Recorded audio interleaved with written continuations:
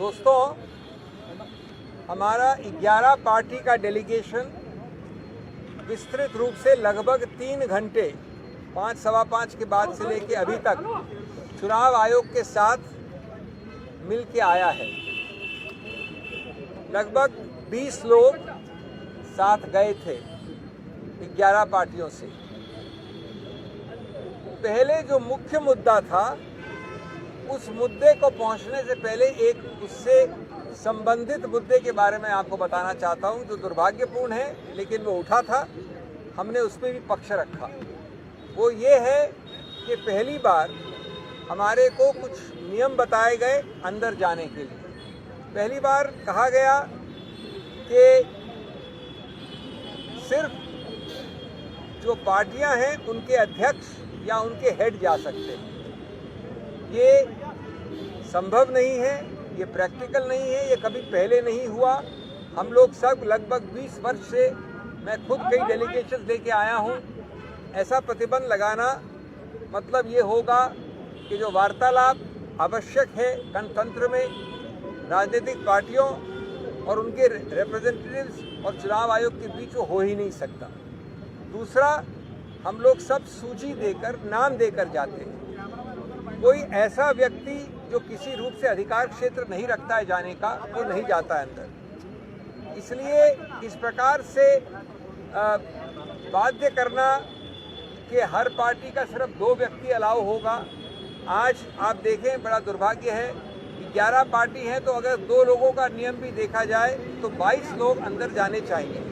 हम लोग 18 थे, फिर भी हमारे सब काबिल मित्र, हमारे वरिष्ठ नेता 3-4 लोग 3 घंटे से बाहर बैठे हैं, क्योंकि कांग्रेस पार्टी के जयराम रमेश, पवन खेड़ा और लोग भी बाहर थे, अखिलेश जी बाहर थे, क्योंकि कहा कि यद्यपि 22 से कम है सामूहिक नंबर, तो भी 2 से ज़्यादा प्रति पार्टी नहीं रहेंगे। हमने इस दोनों मुद्दों के बारे में बड़े स्पष्ट रूप से चुनाव आयोग को कंप्लेन किया है और कहा है कि ये सही नहीं है, इससे हम बाध्य नहीं होने चाहिए और आप गणतंत्र में डाइल्यूशन कर रहे हैं अगर ये वार्तालाप में आप इस प्रकार के प्रतिबंध और रोकथाम लगाएंगे।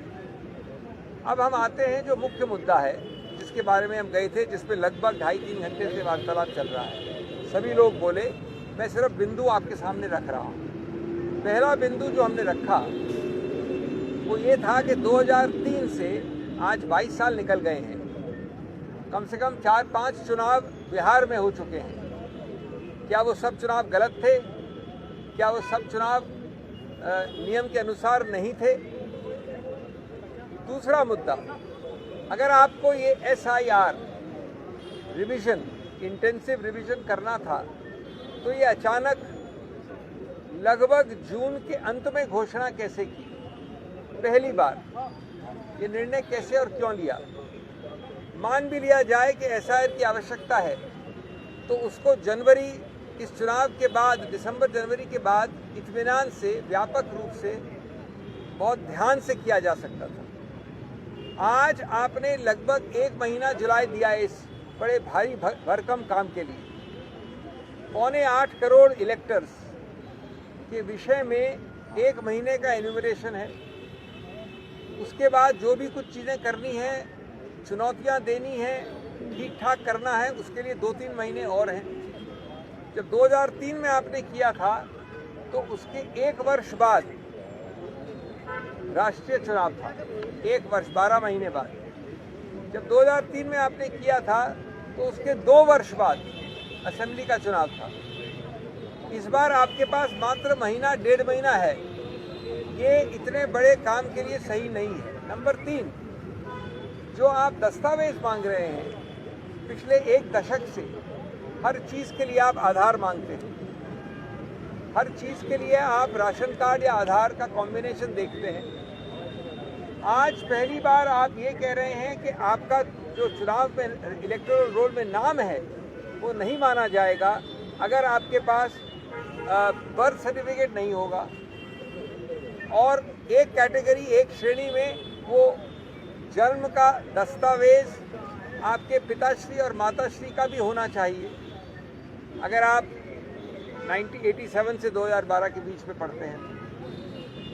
तो हमने कहा कि कितने लाखों करोड़ों लोग हैं ऐसे बिहार में, अल्पसंख्यक, गरीब, जो लोग लेबर करने बाहर जाते हैं, जो बाढ़ से पीड़ित हैं, जो पिछड़े वर्ग हैं, वो क्या अगले 2 महीने 3 महीने तक भागदौड़ करते रहेंगे ऐसे दस्तावेज देने के लिए? और इस दस्तावेज के बिना जो लोग दशकों से 2003 के बाद से या 2005-7 के बाद से लिस्ट में हैं, वो अपने नाम को वंचित पाएंगे। ये एक हनन है लेवल प्लेइंग फील्ड का। लेवल प्लेइंग फील्ड चुनाव का आधार है, चुनाव गणतंत्र का आधार है और गणतंत्र मूल ढांचे का आधार माना गया है। यानी उसमें थोड़ा भी आघात होता है तो बेसिक स्ट्रक्चर, मूल ढांचा जो है संविधान का, उस पर आघात माना जाता है। इन सब के ऊपर विचार करना, समय निकालना, कंसल्टेशन करना, लोगों से बातचीत करना जो बहुत ज़्यादा व्यापक होनी चाहिए, आवश्यक थी। हमने ये भी बताया कि ये निर्णय आपने कब लिया, कैसे लिया। जनवरी तक ये निर्णय नहीं था। आपने प्रकाशित किया एक एसएसआर एक अलग चीज़ होती है जो समरी रिवीजन होता है, वो अक्टूबर 2024 से चल रहा है। 2025 जनवरी में आपने एसआईआर जो अब कर रहे हैं उसकी घोषणा नहीं की। आपने वक्तव्य घोषणाएं की औपचारिक रूप से चुनाव आयोग की हैसियत से अप्रैल 2025 में, मई 2025 में, जून के बीच में कई विषयों में, शिक्षा के विषय में, कैसे पार्टियों को इन्वॉल्व करना, कैसे बीएलओएस को ट्रेनिंग करना, कहीं आपने नाम नहीं लिया एसआईआर का, कहीं नाम नहीं लिया एसआईआर का। तो ये अचानक कब निर्णय लिया जून के अंत में कि हम महीने, 1.5 महीने, 2 महीने में पूरा एसआईआर कर डालेंगे। 8 करोड़, जो बिहार देश का दूसरा सबसे बड़ा प्रदेश है इस विषय में, उत्तर प्रदेश के बाद। और हमने अंत की अपनी बात उच्चतम न्यायालय के वो निर्णय साइट करके, रीड करके, बताकर उनको कि उसके अंतर्गत इस प्रकार से वंचित होना इलेक्टोरल रोल से बहुत भयानक और अत्यंत गंभीर हैरेसमेंट होता है। और उच्चतम न्यायालय ने 1995 और कई अन्य निर्णयों में कहा है कि ये नहीं होने देना चाहिए चुनाव आयोग के विषय में।